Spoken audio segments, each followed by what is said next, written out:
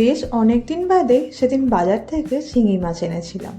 শিঙি বা শিং মাছ, যেটা আমার মেয়ে খেতে ভীষণ পছন্দ করে, আর আমি বেশিরভাগ সময়তে এই পাতলা ঝোলটাই বানিয়ে থাকি শিং মাছের। নমস্কার, আমি অর্চিতা উইথ রেসিপি মার চ্যানেলে সকলকে স্বাগত জানাই নতুন একটা রেসিপিতে। আমি প্রথমেই শিং মাছগুলোকে ভালোভাবে ধুয়ে পরিষ্কার করে নিয়েছিলাম এবং তারপরে অল্প একটু নুন এবং অল্প হলুদ দিয়ে এবং তার সঙ্গে হাফ চা চামচ পরিমাণে তেল অবশ্যই দিয়ে দেবেন।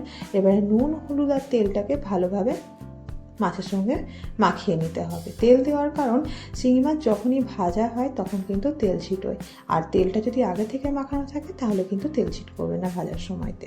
ম্যারিনেট করতে রাখলাম। অন্যদিকে কী কী সবজি ব্যবহার করছি সেগুলো আপনাদেরকে দেখিয়ে দিলাম: আলু, পেঁপে, কাঁচকলা, পটল, ঝিঙে এবং বরবটি।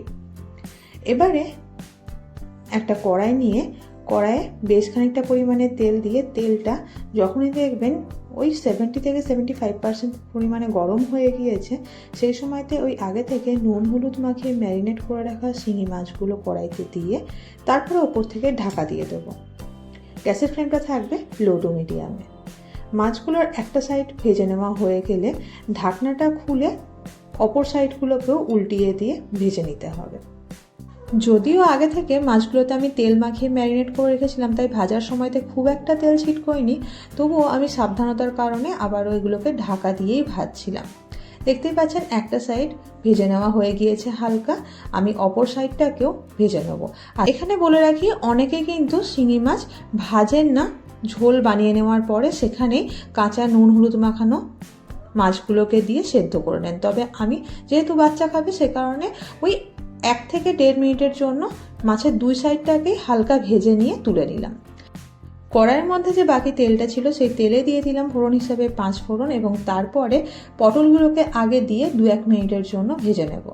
পটলগুলো যখন দেখবেন হালকা ভেজে নেওয়া হয়ে গিয়েছে, দিয়ে দেবো এখানে আলু।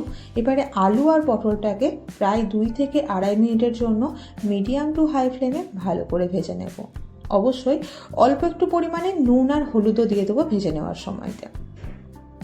আমি আজকে যে সমস্ত সবজিগুলো ব্যবহার করছি, অনেকেই কিন্তু শিঙি মাছের ঝোল বানানোর ক্ষেত্রে এত সবজি ব্যবহার করেন না, হয়তো শুধুমাত্র আলু, পেঁপে আর কাঁচকলা দিয়ে শিঙি মাছের ঝোল বানিয়ে থাকেন। তবে যেহেতু আমার বাচ্চা খাবে, আমি বাচ্চাকে 3-4 রকমের সবজি দিয়ে মাছের ঝোলটা দেওয়াটা বেশি প্রেফার করি এবং এটা তো খুব ভালোবাসে এইরকমভাবে খেতে। তো দেখতেই পাচ্ছেন আলু আর পটলটা সুন্দরভাবে ভেজে নেওয়া হয়ে গেলে যখন দেখবেন আলু আর পটলের গায়ে হালকা লাল রং ধরেছে, সেই সময়তে পেঁপে আর কাঁচকলাটা দিয়ে ওগুলোকেও আরও 2-2.5 মিনিটের জন্য ভেজে নেব। তারপরে 2-2.5 মিনিট বাদে বাকি যে ঝিঙে এবং বরবটিটা ছিল সেইগুলো দিয়ে ওই 1 থেকে 1.5 মিনিটের জন্য ভেজে নিতে হবে সমস্তটাকে। সবজিগুলো যখন ভাজা হয়ে যাবে দেখবেন সবজিগুলোর গায়ে এরকম হালকা লালচে রং ধরে গিয়েছে, সেই মুহূর্তে বেটে রাখা মশলাটা দিয়ে দিতে হবে। আমি এখানে মশলা হিসাবে অ্যাড করেছি আদা, জিরে এবং টমেটো বাটা। লঙ্কা অ্যাড করিনি, বাচ্চা খাবে বলে। আর টমেটোটা পুরোপুরি অপশনাল, চাইলে দিতে পারেন, না হলে টমেটোটা স্কিপ করতে পারেন। তবে আদা আর জিরেটা কিন্তু ম্যান্ডেটারি শিং মাছের ঝোল বানানোর জন্য। মশলাটাকে একটু কষিয়ে নেওয়ার পরে ওই মশলার বাটি ধোয়া জলটা দিয়ে দিলাম এবং তার সঙ্গে দিয়ে দিয়েছি হাফ চা চামচ পরিমাণে হলুদ এবং স্বাদটাকে ব্যালেন্স করার জন্য হাফ চা চামচ পরিমাণে চিনি। এবারে মশলাটাকে কিন্তু খুব ভালোভাবে কষিয়ে নিতে হবে গ্যাসের ফ্লেমটা মিডিয়ামে রেখে। মশলাটা দেখবেন খুব সুন্দরভাবে যখন কষিয়ে নেওয়া হয়ে গিয়েছে, জলের পরিমাণটা কমে গিয়েছে এবং বেশ সুন্দর একটা গন্ধ বেরিয়ে আসছে, সেই মুহূর্তে এখানে অ্যাড করতে হবে জল। জলটা কিন্তু অবশ্যই আপনারা যে যেরকম গ্রেভি চান সেরকম অ্যাড করবেন। যেহেতু আজকে বাচ্চার সঙ্গে আমরাও এই শিং মাছের ঝোলটা খাবো, তাই আমি জলের পরিমাণটা একটু বেশি করে অ্যাড করেছি। আমি এখানে প্রায় 1.5 গ্লাস পরিমাণে জল অ্যাড করেছি, যাতে সমস্ত সবজিগুলো সুন্দরভাবে সেদ্ধ হয়ে যায়। এবারে জলটা দেওয়ার পরে সমস্ত সবজি এবং মশলার সাথে ভালোভাবে জলটাকে মিশিয়ে নিয়ে ঢাকা দিয়ে মোটামুটি 5 থেকে 7 মিনিটের জন্য গ্যাসের ফ্লেমটা মিডিয়ামে রেখে এগুলোকে ফুটিয়ে নেব।